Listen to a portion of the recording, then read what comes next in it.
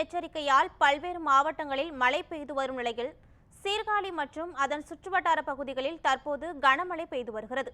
இது குறித்த கூடுதல் விவரங்களை செய்தியாளர் ஞானவேல் வழங்க கேட்கலாம். ஞானவேல், கூடுதல் விவரங்கள் என்ன, பதிவு பண்ணுங்க. ரமணப்பிரியா, தென்மேற்கு வங்கக்கடலில் உருவாகியுள்ள ஆழ்ந்த காற்றழுத்த தாழ்வு மண்டலம் புயலாக வலுப்பெறும் என வானிலை ஆய்வு மையம் அறிவித்துள்ளது. செங்கல் புயல் என அதற்கு பெயரிடப்பட்டுள்ள நிலையில் தமிழகம் முழுவதும், குறிப்பாக டெல்டா மாவட்டங்களில் நேற்று முதலே அதி கனமழை பெய்து வருகிறது.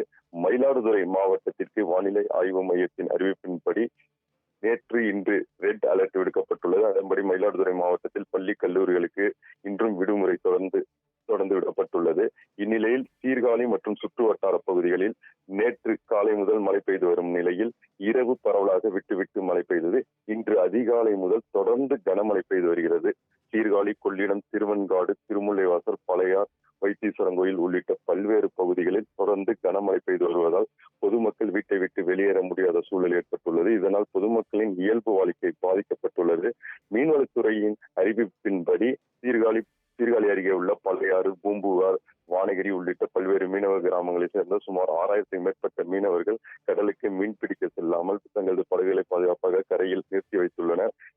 தற்போது பெய்து வரும் தொடர் கனமழையால் சீர்காழி பகுதியில் பல்வேறு குடியிருப்புகள் மற்றும் சாலைகளில் மழைநீர் தேங்கி நிற்கிறது. ராமணப்பிரியா.